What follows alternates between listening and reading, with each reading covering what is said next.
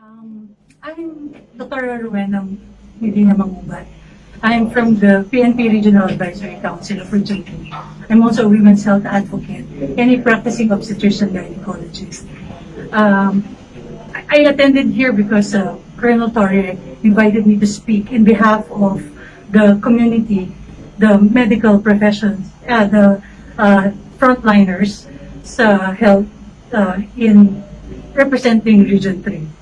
I'm asking or pleading to the police force, which I am also a member because I'm with the advisory council, to implement the enhanced community quarantine in a way na talagang totoo.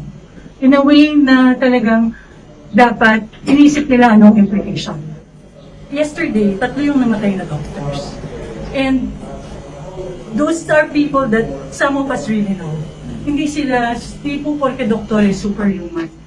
Unang sa Pilipinas, it's different. Kahit na sa China, first few weeks of the outbreak, it's going to be the health professionals who's going to be affected talaga. Sila ang unang mawawala. Kasi sila ang may talagang direct contact. And if you do not protect them, by what? By giving them the proper protection, the personal protective gears, and also if the law enforcement, if the PNP, if the government, the LGUs do not implement the lockdown properly and let people roam around and do business as usual, then ilan ang mawawala sa atin? Ilan ang mauubos sa atin? Parang hindi natatakot pa yung mga tao.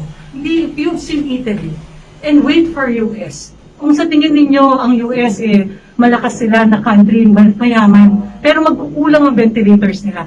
Tayo, ilan bang ventilators natin? Ilan lang ang doktor natin na nandito? So kung ubusin nyo yan, dahil hindi kayo nagsistay sa mga bahay ninyo at hindi ini-implement ang quarantine wholeheartedly, yung totoo, yung hindi half-hearted, yung hindi nagbibigay kasi ganito, pwedeng ganyan, paligtad, yan na muna, konti.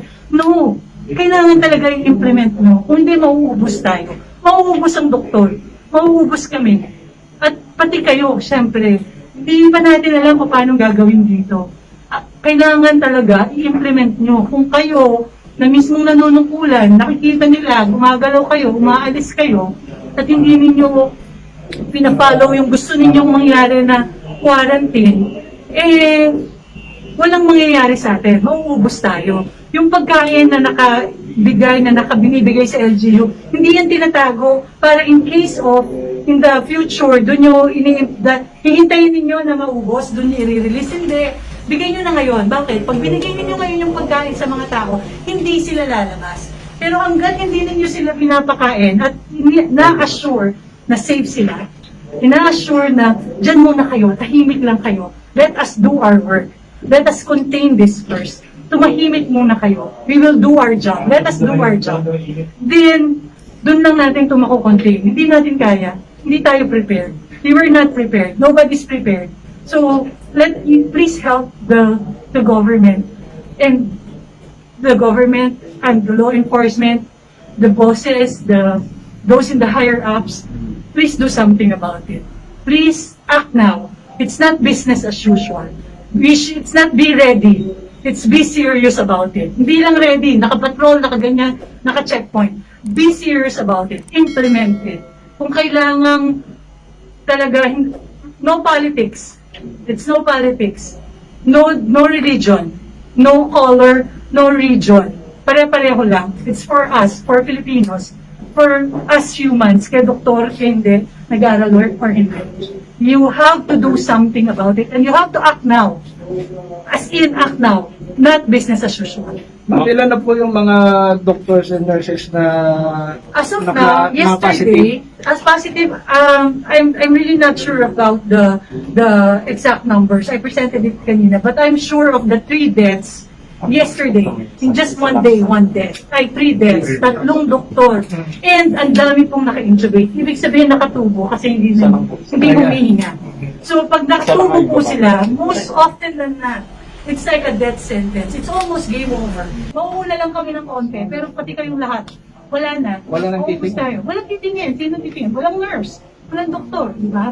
Pati yung mga police, expose nyo kasi labas kayo ng labas. E di lahat tayo, paano yan? Kaya ganun ang Italy. Ngayon, asan sila? Matigas ang ulo nila eh. Matitigas ang ulo nila. Kahit sa US, hintayin nyo lang. Census, yung rates na yan mag-iba. By the day, nasan lang tayo? Nasan lang tayo? Hindi pa tayo nagpipik. Wala pa tayo sa peak. Ang Italy ngayon pa lang, papik pa lang. Papik pa lang sila. Ang China, 2 months, 3 months. Ngayon, nasa park na sila. If we do not learn from China, then wala tayong pupuntahan. Sa kanila, walang politics. Kasi isa lang ang nagde-decide. Susunod kayo kung ano lang ang sasabihin nila. Pero dito, kasi kinukontra ng kinukontra, gustong i-initiate. Ito namang nag-i-initiate, nagdadalawang isip dahil baka matira sila. No, wala na po. Kaya doktor ka, kaya politician ka, matatamaan ka. Kaya kailangan talaga implement yung enhanced quarantine, yung totoong quarantine. At saka on their own na, initiative na ng tao, hindi na kailangan dahil sinasabi pa sa inyo, inuutos pa o obligahin pa kayo. Kailangan tayong lahat na talaga. Ma'am, kung i-grade niya yung ginagawa nilang quarantine ngayon, 1 to 10, ano po ang grade niya sa kanila? I cannot grade it talaga, pero labas lang kayo. Kita nyo, dami yung traffic, di ba? Ang traffic nung mayroong express lane for doctors and for food. Nagagamit, ang sikip ng kalsada eh. Hindi, kasi ang daming sasakyan. So wala. So yun lang. So by that, paglabas mo lang, maraming tao. So hindi siya talaga nai-implement. In fairness to the police officers, gusto ba nila yan? Hindi nila gusto yan. Ang init ng araw, naka-long sleeve sila. Bakit? For their protection yan. Kaya yan naka-long sleeves. Hindi yung blue at sinusuot nila. Kasi interaction, pwede silang mahawa. Hindi lang doktor ang nahahawa. Kahit sila. So if you think gusto nila to, hindi nila to gusto. Walang may gusto nito. Pero kailangan may gumawa. Kaya kayo, dapat tayo, yung mga ordinary citizens, do your share. Do your share. Stay home. Yun lang muna. Pabayaan nyo muna kami. The law enforcement and the health sector, let us do our job. You just stay home. And I'm asking the LGUs, you protect your citizens. Give their foods na. Kung hindi ninyo sila bibigyan ng pagkain, kung hindi ninyo sila kaalagaan, lalabas sila. Kaya sila lumalabas kasi wala silang makakain. They're afraid of what to eat this day and the following day.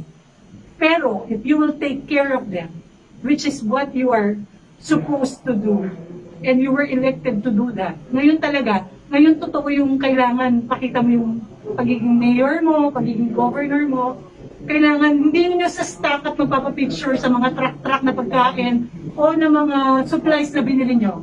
Tapos sila sabi ninyo, we bought this, this was donated to be used for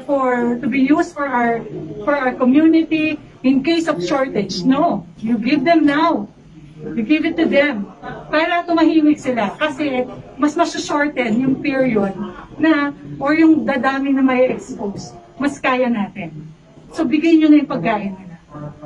Yung stimulate na matahimik lang sila. Guarantee nyo sila, reassure nyo sila. And that's only can be done by giving them the food that they need. Thank you, ma'am.